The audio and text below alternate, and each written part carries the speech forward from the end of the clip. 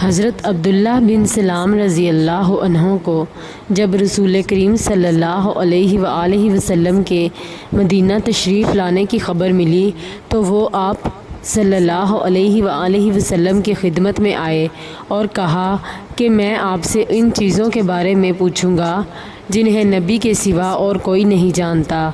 قیامت کی سب سے پہلی علامت کیا ہے؟ وہ کون سا کھانا ہے جو سب سے پہلے جنتیوں کو کھلانے کے لیے دیا جائے گا؟ آپ صلی اللہ علیہ وآلہ وسلم نے فرمایا کہ جبرائیل علیہ السلام نے ابھی مجھے آ کر اس کی خبر دی ہے۔ اس پر حضرت عبداللہ رضی اللہ عنہ نے کہا کہ ملائکہ میں تو یہی یہودیوں کے دشمن ہیں۔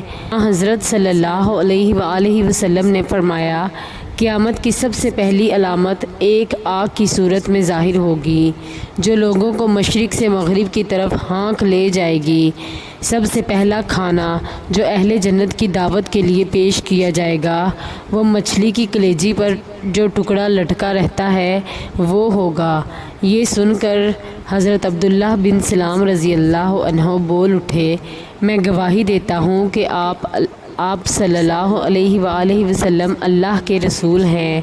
پھر عرض کیا یا رسول اللہ صلی اللہ علیہ وآلہ وسلم، یہود انتہا کی جھوٹی قوم ہے۔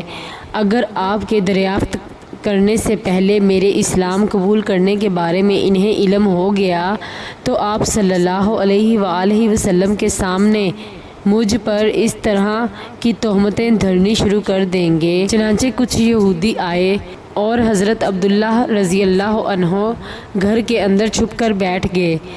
حضرت صلی اللہ علیہ وآلہ وسلم نے ان سے پوچھا کہ تم لوگوں میں عبداللہ بن سلام کون صاحب ہیں؟ سارے یہودی کہنے لگے وہ ہم میں سب سے بڑے عالم اور سب سے بڑے عالم کے صاحبزادے ہیں، ہم میں سب سے زیادہ بہتر اور ہم میں سب سے زیادہ بہتر کے صاحبزادے ہیں۔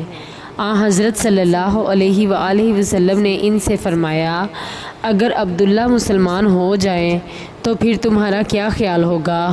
انہوں نے کہا اللہ تعالیٰ انہیں اس سے محفوظ رکھے۔ اتنے میں حضرت عبداللہ رضی اللہ عنہ باہر تشریف لائے اور کہا میں گواہی دیتا ہوں کہ اللہ کے سوا اور کوئی معبود نہیں، اور میں گواہی دیتا ہوں کہ محمد صلی اللہ علیہ وآلہ وسلم اللہ کے سچے رسول ہیں۔ اب وہ سب ان کے متعلق کہنے لگے کہ ہم میں سب سے بدترین اور سب سے بدترین کا بیٹا ہے، وہیں وہ ان کی برائی کرنے لگے۔ صحیح بخاری حدیث نمبر 3329۔